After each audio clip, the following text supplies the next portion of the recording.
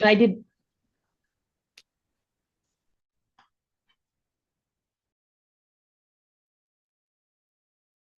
Hi, welcome everyone. Everyone is coming back in,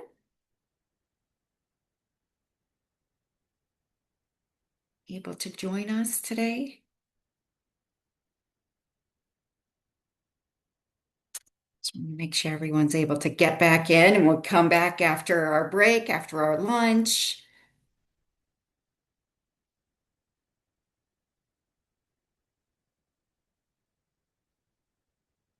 Okay, we'll just give it another minute, let everyone come back to us.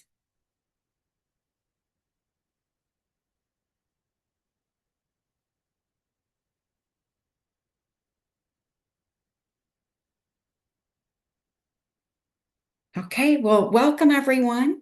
My name is Alicia Goodman. I'm the Intentional Injury and Violence Prevention Unit Manager at Michigan Department of Health and Human Services. And I wanted to welcome everyone and introduce Courtney Page. So Courtney Page is the supervisor of community health for Henry Ford Jackson.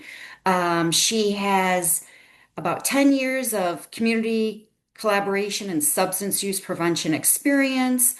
She has an MBA in healthcare management. And Courtney brings a strategic approach to health initiatives and community engagement. Her passion for improving public health outcomes and health equity has led her to effectively foster partnerships to address prioritized issues and identify root causes within the Jackson, Michigan community. Through her work, she continues to make an impact on substance use prevention efforts and enhancing overall community conditions to promote equitable health outcomes. So, she's going to discuss community collaboration, working together to solve big problems. So, I am going to turn it over to Courtney Page. Thank you. Thanks, Alicia. I appreciate the introduction. Before you disappear off the screen, I want to make sure that you can see my slides okay. Yes, we can Awesome. see them. Perfect. Yes. Okay. Thank you. Thank you. So hello, everybody. Thank you for joining me this afternoon. I hope that your lunch was a nice needed break and that you were able to be rejuvenated to come back this afternoon for some continued learning. It is a pleasure to have you here with me this afternoon. As Alicia mentioned, my name is Courtney Page. I'm the supervisor for community health with Henry Ford Jackson. I am speaking to you today from Jackson, Michigan, where I was born and raised and where I currently reside with my partner, my son, and our 2 dogs. I have an MBA in healthcare management and over 10 years of collaborative work and project management experience, 9 of which has been spent with the Henry Ford Jackson Community Health Team. The last 4 years, I've served in the role as supervisor, where I provide overall project support to the team of community project coordinators and grant management for a portfolio of community health improvement projects, with a focus on preventing and reducing the harms associated with substance use in Jackson County. Prior to that, I was a community project coordinator, supporting the development of a community-based overdose response team and emergency department peer-based navigation services, along with other substance use prevention interventions. Our time today together is going to be spent discussing how Jackson County has leveraged collaborative work to achieve successful project outcomes for reducing overdose rates. Before I begin my presentation, I would be remiss if I didn't give acknowledgement to the project planning and collaborative partners who've contributed to this successful work. While I have the honor of sharing our story today, I'm certainly not the star. I will do my best to give their contributions the credit it deserves. So I want to take one moment to ground ourselves in the overall objectives of today's presentation. As mentioned, I'm going to be speaking today on how Jackson County has leveraged collaborative work to facilitate improved overdose death rates and other substance use associated harms. Our time today will be spent describing the culture of powerful cross-sector collaboration. I'll give a brief history of the work done to develop and maintain that culture, how collaborative work is structured in Jackson County, and then explain specific approaches applied to the collaborative work in the substance use prevention, intervention, and treatment spaces. Ultimately, I hope to leave attendees inspired today to lean into the power of collaborative work and the possibilities it holds to solve complex problems. As one last housekeeping item, I do encourage attendees to submit questions for response at the end of my presentation. I did save approximately 5 to 7 minutes. So if anything pops up during the presentation, I do encourage you to put it in the box, and Alicia and I will monitor that, and hoping to have some time to address them at the end. Okay. Ooh. Oh, that's silly. That's funny. The animation's being weird. Okay. So before I jump in, I want to discuss the specific project work that happens in Jackson County. So I want to speak to the history of collaborative work in Jackson County because I believe this is really important because we have a unique culture. And this provides important context to how we structure our work. I do want to be careful when I'm speaking to this space because I certainly don't deserve credit for leading all of this work.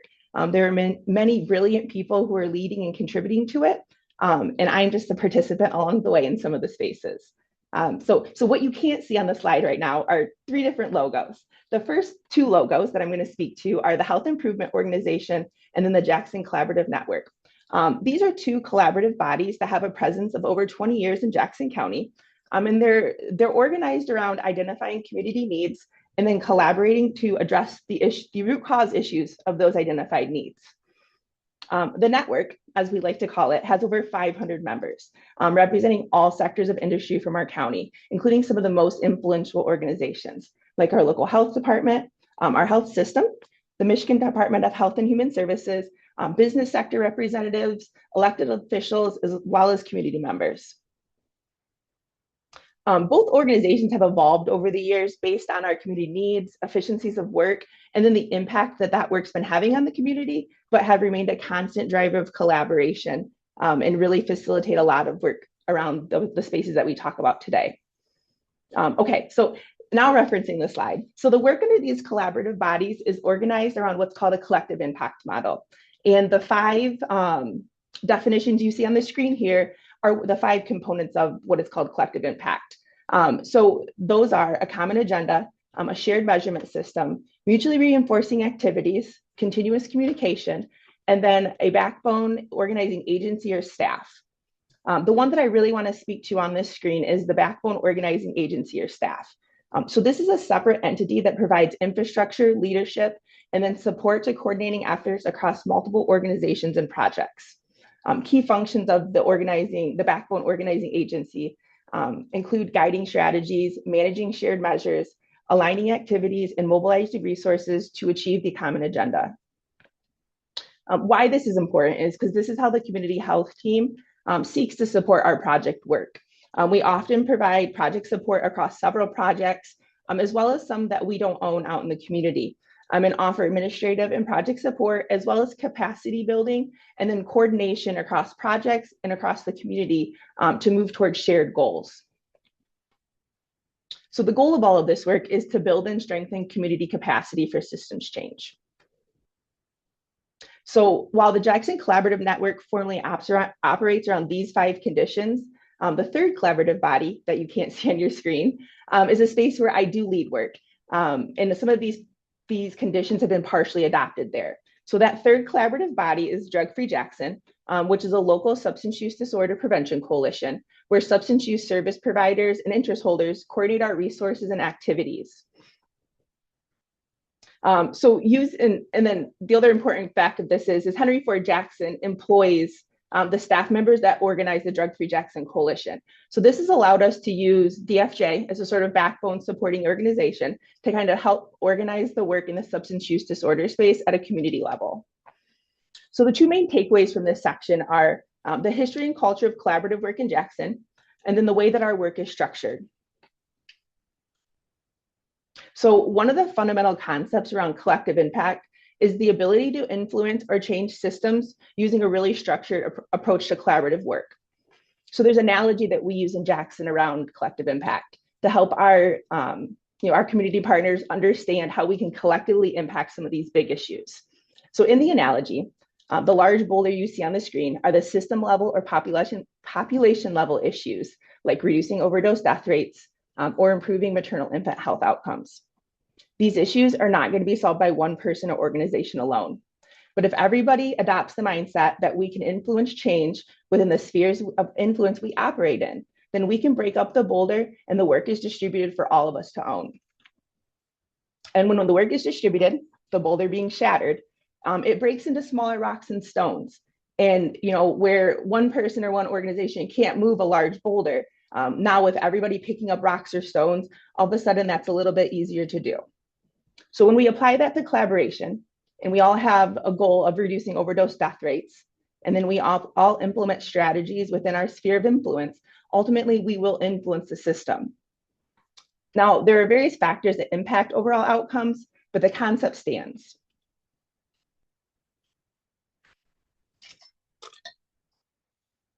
So shifting from the greater Jackson Collaborative to the focus of the presentation, which is the work done in the substance use disorder space, I want to give a brief history before moving into collaborative strategies and approaches. So in Jackson County, there's been a significant community leader and grassroots support for reducing the impact of substance use.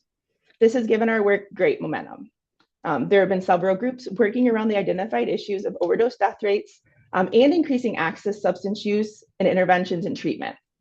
So some of these groups include the previously mentioned Drug Free Jackson, the Recovery Task Force, which is led by our prosecuting attorney's office, and has contributed to significant community awareness and support, and has also contributed to the launch of an engagement center, which is a space for individuals in crisis with substance use disorder.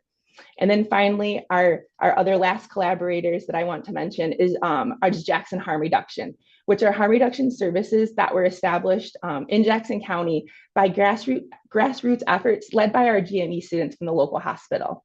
I really think the story about how that came about is a great, in that the two GME students were getting married and actually asked for donations from their wedding attendees as part of the way that they started Drug Free Jackson. So they used the funds from their wedding to launch the services, which is pretty awesome. So many of the efforts that I spoke to were happening simultaneously as we were implementing the project activities. And these were spaces where the community health team members were able to participate or also lead collaboration.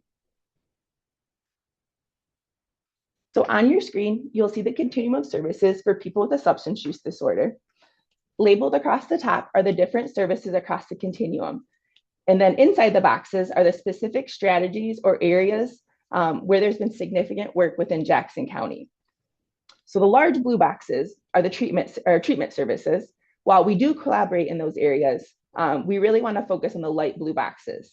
These represent the wraparound services for people with substance use disorder. The stars that I've just pulled up on your screen represents the spaces over the past several years that the community health team has partnered or is still partnering on projects.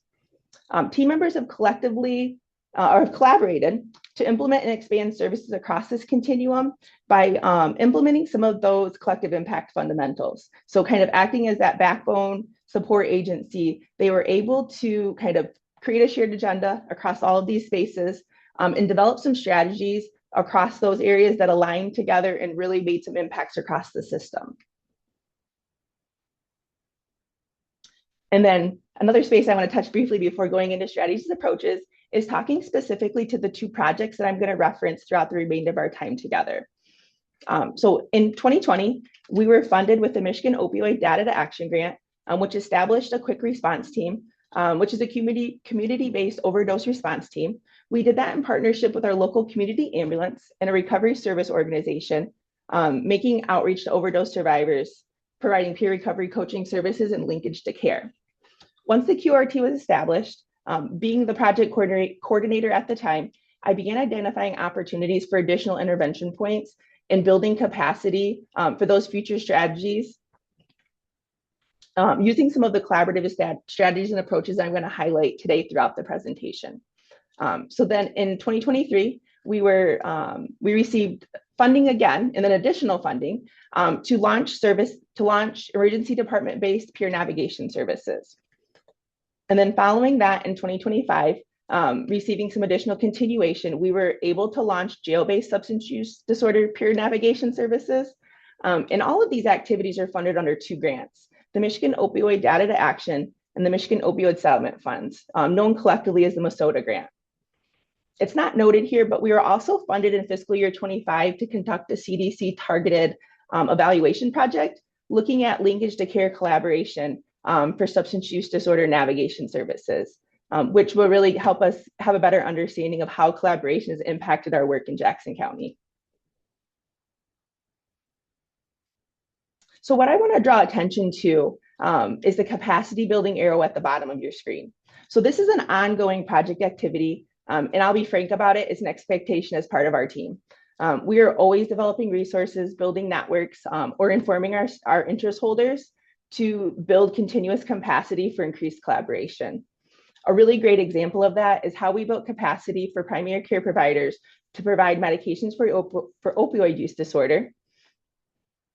And how we went about that included informing interest holders of the gaps and needs for medications for opioid use disorder, identifying and collaborating with a physician champion, and then providing resources to increase interest, skills, and knowledge for the provision of the medications. So some of those activities included developing job aids and workflow upgrades to support new providers, and then also creating a video where our physician champion partnered with a person with lived experience who was receiving MOUD through primary care, where they spoke to the value, the ease, and then the overall impact of prescribing medications for opioid use disorder as part of primary care services. And then that video was circulated to all providers in our local provider network, which proved to be a really good tool for increasing interest and kind of getting some more momentum to bring on more providers.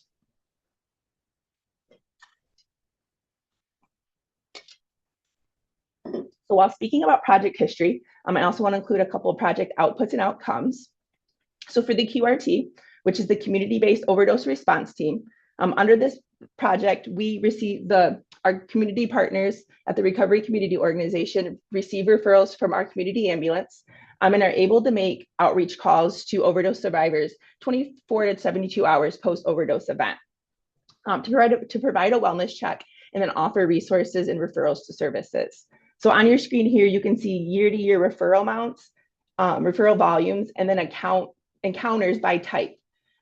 In total, we've received 649 referrals for outreach and have served 332 participants, including secondhand encounters. So we define primary encounters as the person who's being referred for an overdose, and then secondary encounters being anybody that we might make contact with while making outreach to that primary referred person. So that can include somebody who lives in the residence with them, a loved one or a family member, or even in some cases, the neighbors. And then this slide here, I'm not going to go into real in depth about it, but it just shows the volume of referrals that we've had year to year.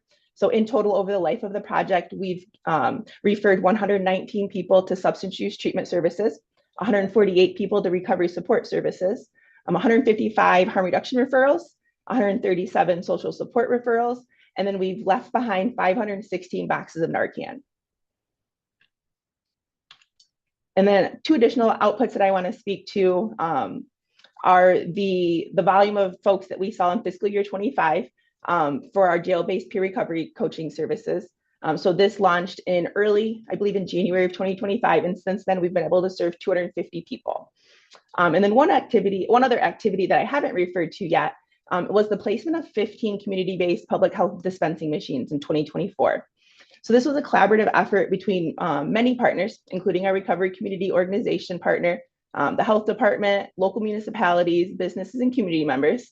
And then through that, we distributed this activity, we distribute Narcan and testing strips and then some other public health supplies. And in total for fiscal year 25, we distributed almost 3,000 boxes of Narcan and 1,200 each of xylazine and fentanyl testing strips.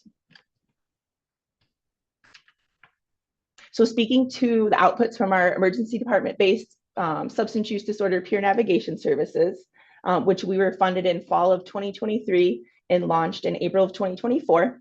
So through this program, patients are screened during triage at the emergency department for a substance use disorder need. And then if they screen positive, are referred to peer navigation services for brief intervention and then referral to services. So currently we're running at about an 80% screen rate. So 80% of our patients are screened for it, with about 12% of our patients screening positive and receiving a referral to substance use disorder and peer navigation services. I think the one thing to note is that because we didn't have a full year of data for 2020, or the program wasn't fully established all of 2024. 2024 is just a partial year of data. So then the very last point I want to cover is just our outcomes. So on your screen, you'll see the overdose death rate per 100,000 for Jackson County. And you'll notice that we've had some pretty significant decreases over the past 5 years. While we all know that we can't tie these outcomes specifically to these projects, we do know that these projects and all of the collaborative efforts in Jackson County are influencing these outcomes and do matter. So in total, averaged out, we're averaging about a 20% decrease year over year, with in total a 177% decrease over 5 years. So seeing some really great outcomes in Jackson. Okay, so shifting into what we're all here for today, and that's speaking about collaborative strategies and approaches used. So I'm going to highlight several collaborative strategies that we've used throughout the Masota project that have been successful in helping us build collaborative capacity, increase partnerships, and then achieve successful project outcomes. So to talk about collaborative community work, you first have to talk about your collaborative. To achieve big outcomes, you first have to find your people. I mentioned some of the fantastic collaborative groups in Jackson County at the beginning that have mobilized around the issue of substance use disorder at one point or another. And when I'm trying to accomplish a big goal, building or finding a collaborative your people is the start. So find those grassroots groups, the coalitions, the community leaders, and the people with lived experience who are just as passionate as you are about the work. And you can do this by scanning relationships within the community and leveraging contacts within your organizations and partnerships. Once you find those spaces, those are the spaces where you can explore what opportunities exist for alignment, expansion, or the creation of new solutions. And throughout your collaborative work, you'll have some folks you partner with and work with a lot more closely. And you'll have others that you might only be a small part of your work. And that's okay. Everybody has a role in the collaborative. These are what I like to label as primary, secondary, and tertiary collaborators. Some folks are going to contribute to the work more heavily and more impactfully, and others are going to be able just to support a really specific part. So, when we apply that to our boulder analogy, the one that we shattered into a bunch of small rocks earlier, depending on somebody's sphere of influence, some folks are going to be able to carry those bigger rocks. And some people might just carry tiny pebbles. That's okay. What matters is that people are all at the table and they're doing what they can to solve the issue. So when I think about the success of the Masota project, the collaborative relationships that we have are really what has driven that. When initially funded, we were able to pull from our past collaborative work experiences and relationships to develop and launch the QRT, which led to an expedited implementation timeline. And then as we were building capacity for jail-based peer navigation services, it was really our personal and professional connections that helped us establish the trust for project collaboration. We've had many previous years of working with our law enforcement partners on prevention efforts, but a lot of those were pre-COVID, and we were having some difficulty, post-COVID of launching those services and being able to collaborate in the same spaces we had before. Really was the catalyst for the services this time around in 2023 when we approached them was really a personal relationship of one of our lead peer recovery coaches who's given me the permission to share their story. So I'm going to expand on the background of the story later on at the end of the presentation, but the connection that the catalyst that really led to us implementing services again was that our lead peer recovery coach had a connection with the lead clinician on the jail-based team because she had actually completed court-mandated treatment services with that individual in the past. So the lead clinician seeing our peer coaches' success in the program and then success in recovery and where they were at in their life really bought into the value that peer coaching could provide in their jail. And the clinician became a huge advocate for our services and is to this day, one of our biggest supporters of the value of peer coaching.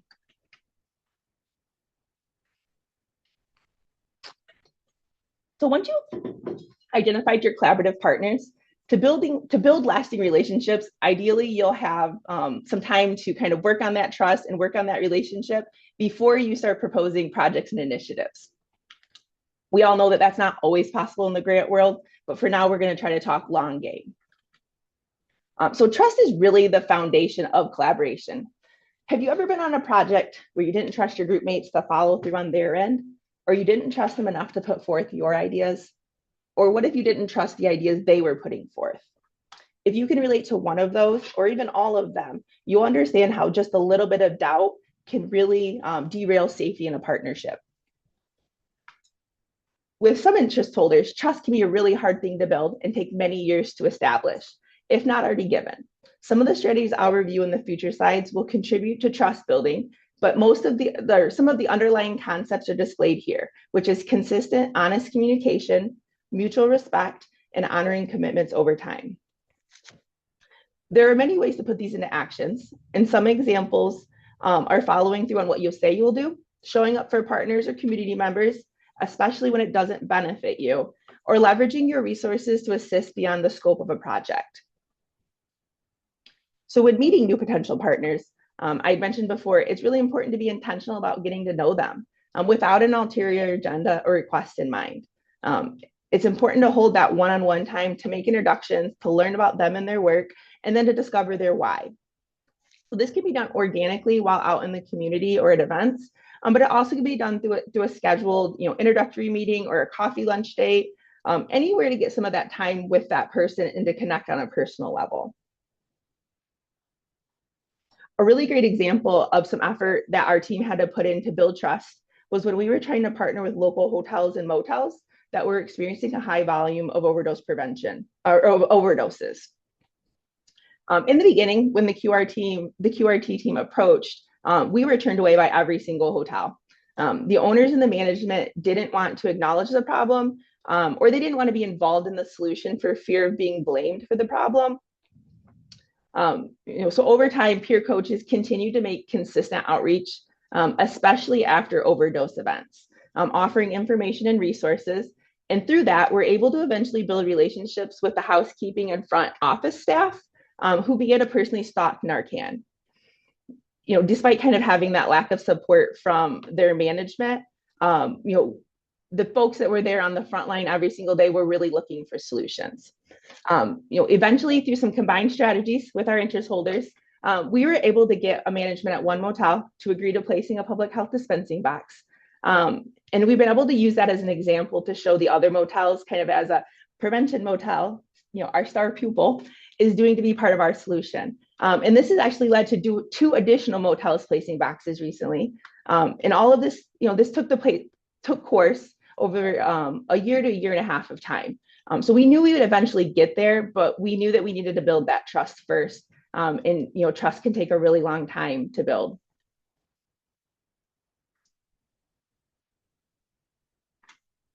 So another key strategy to collaborative work is establishing the purpose and the shared mission and vision for the work. In the case of Jackson, there were a lot of people really passionate about preventing overdose deaths. Other folks were a little bit more practical about the burden that substance use put on the public health and health services infrastructure and just wanted to lend to reducing that. Both types of passion can be motivating, and I think both are really important to foster in people.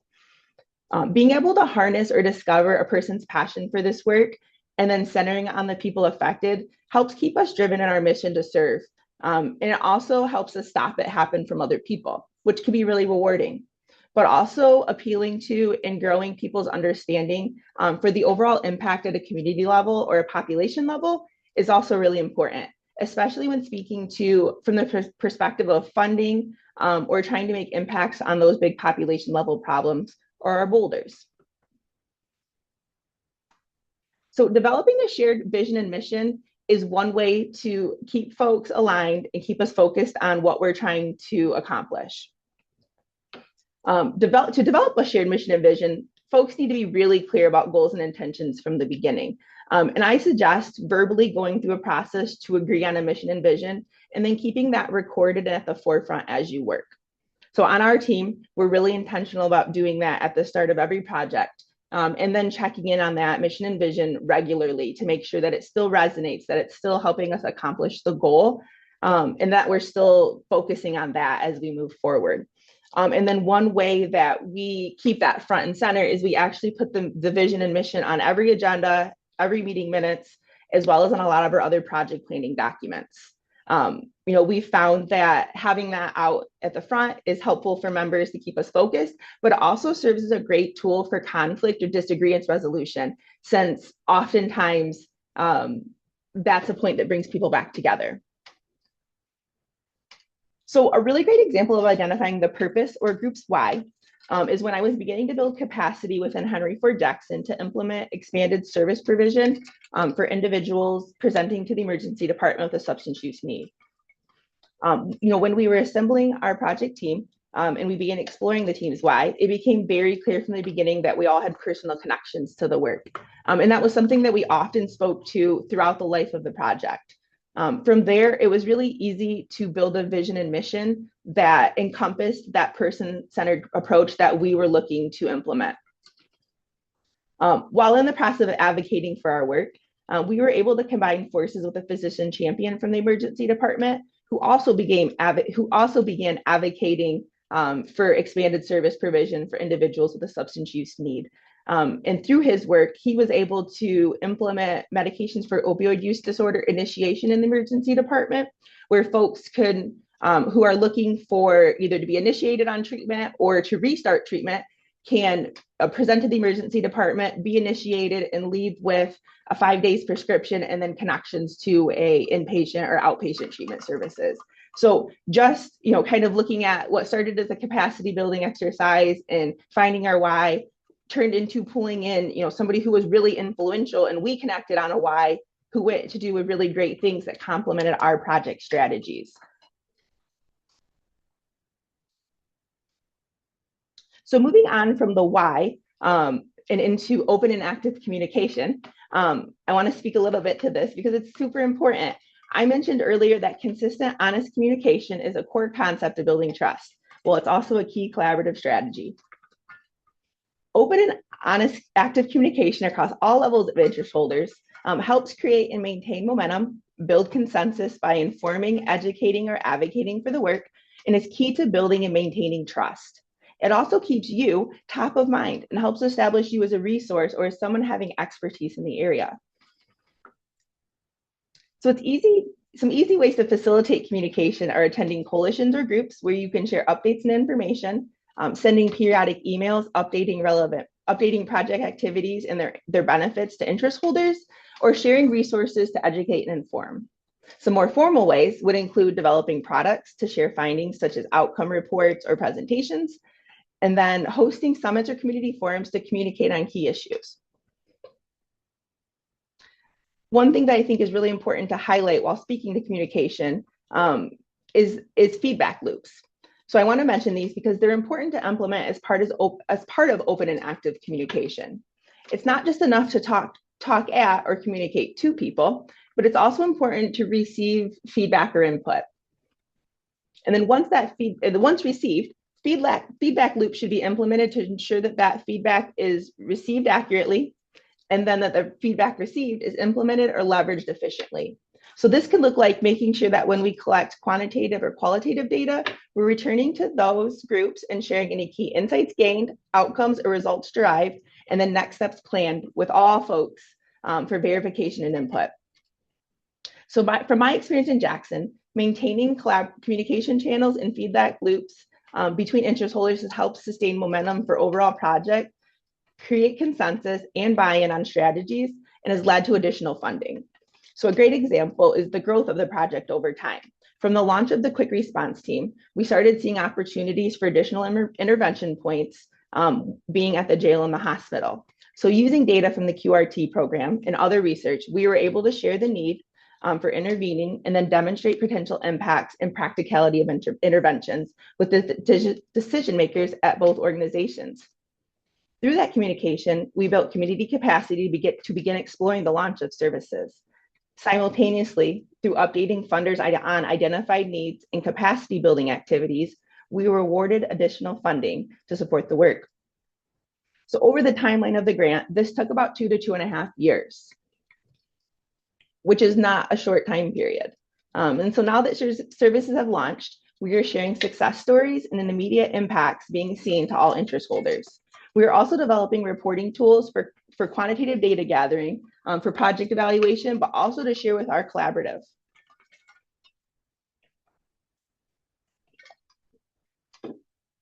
Next to cover is leveraging strengths and diversities. So this is what collaborative work really has to offer. I believe it was Aristotle who was credited with saying the sum is greater than the parts, meaning that the whole is something completely different than its parts and greater when combined.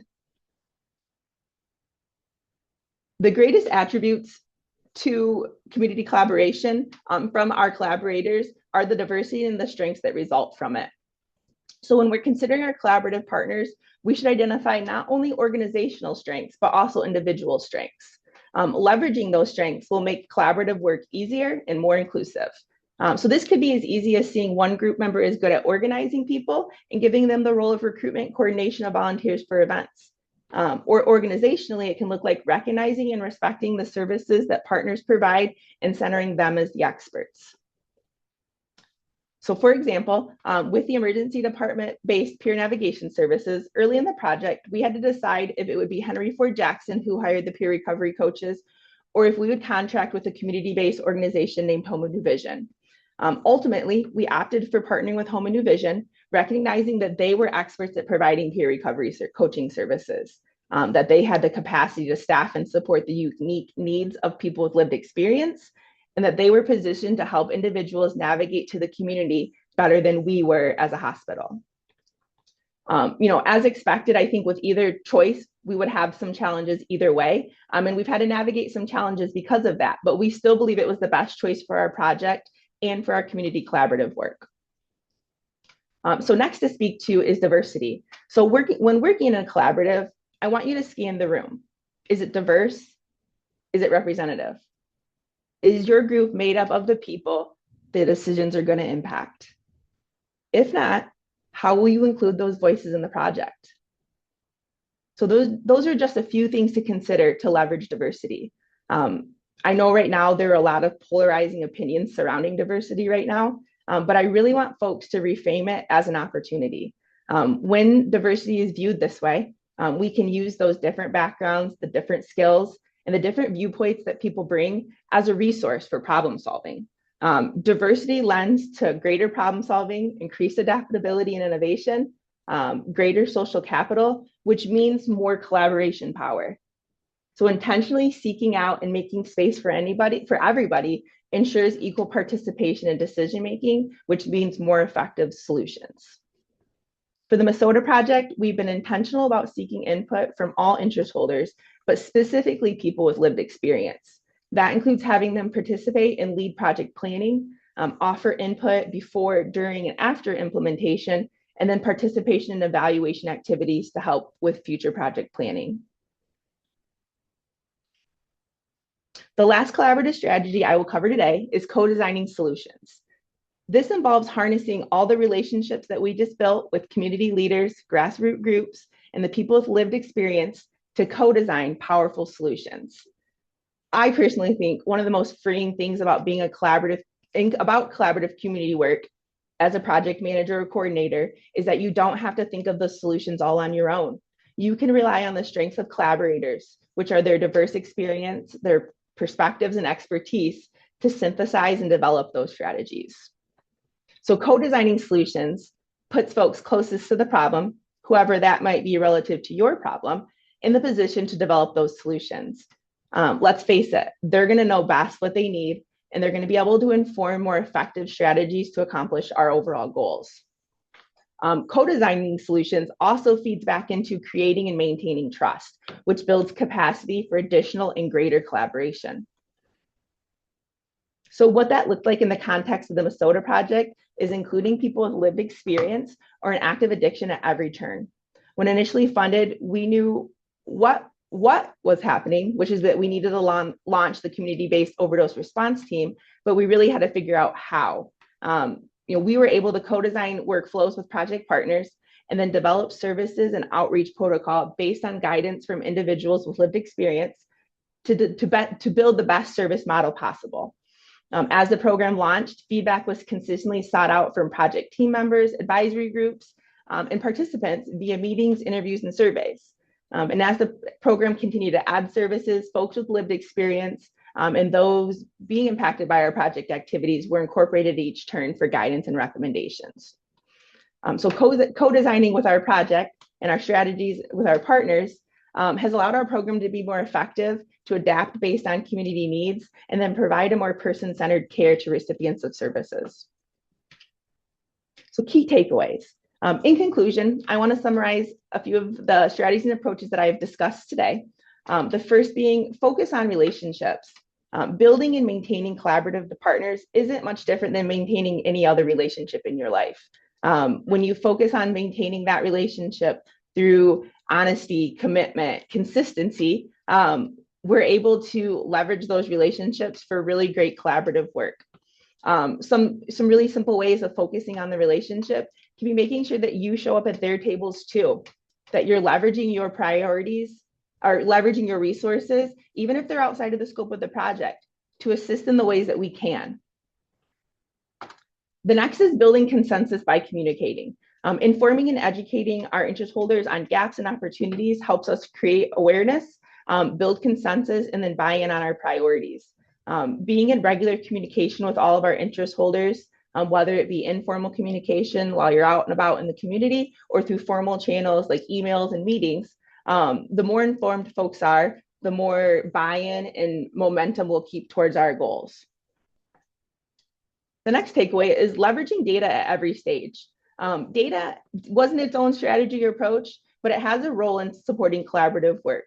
It's a very powerful tool to be leveraged, especially at all stages of a project. But it's when you apply it to collaborative work, it's necessary for informing the collaboration on the needs and opportunities, for directing project activities, and then really important for tracking that progress towards outcomes and goals to keep people bought in.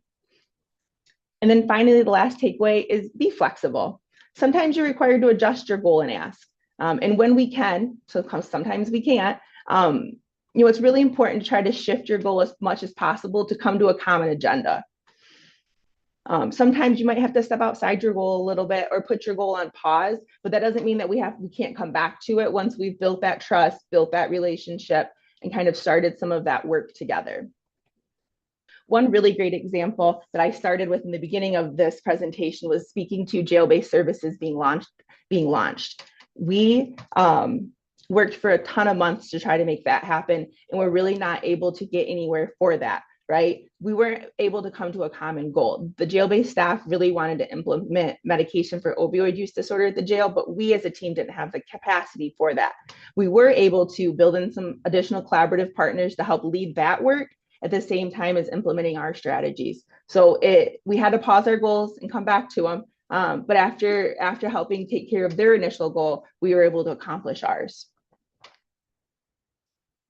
Okay, so I said we'd save a little time at the end for questions, and I didn't say very much. So we just have 2 short minutes. So I want to check in with Alicia and see if there's any questions in the box that are worth answering. Hi, I haven't seen any questions in the box yet. That's okay. Thanks, Alicia. I do believe we're coming down to the last few moments. So I think as folks are thinking about any questions they want to drop in, if anything needs to be answered, I'm certainly happy to follow up post-presentation. But I'll take the remaining amount of our time to thank everybody for spending time here today.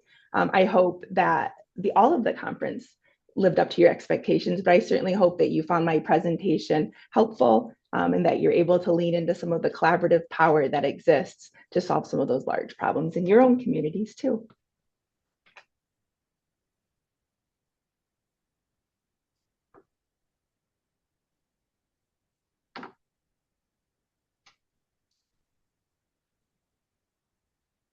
I see hands coming up. Does anyone have any questions for Courtney? Brief question.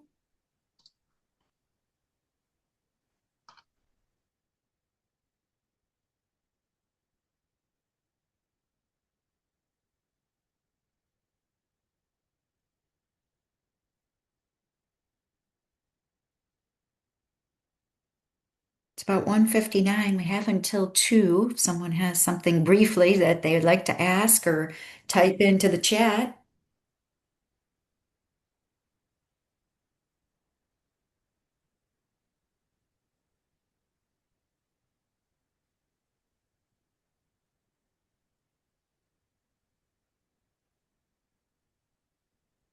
Okay, well, it looks Yeah, like we're at about 2 o'clock, and then we'll be going over for a break. It looks like we have a break now, going from about 2 to 2:15.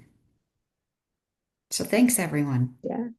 Thank you, everyone. Have a great rest of your Thanks, day. Courtney. Thanks, Alicia.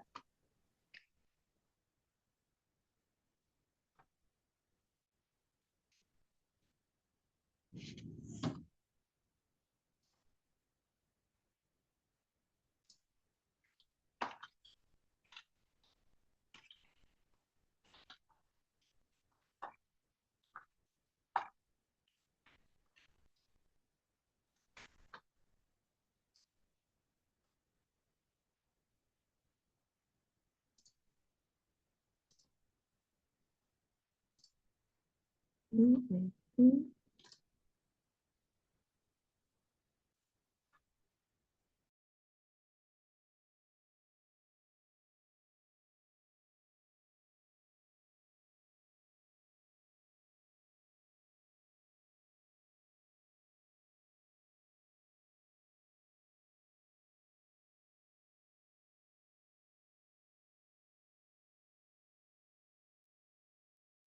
Are you guys all wrapped up? All right, I'll end the session. Thank you Thanks, so much. Heather. Yeah, Thanks, thank Heather. you. Bye.